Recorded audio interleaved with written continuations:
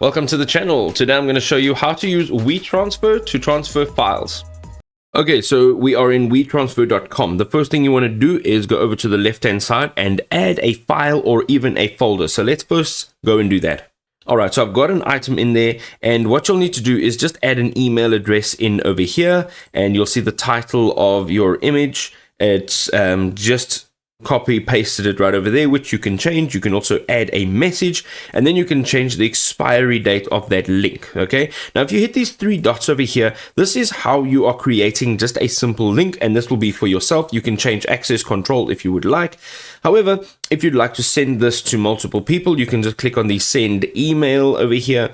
You can add all of the email addresses and then a message to those people. But ultimately, once you're done, you're going to go ahead and click on continue. You will now just get a 6-digit code to confirm your email. Just go ahead and say verify and send.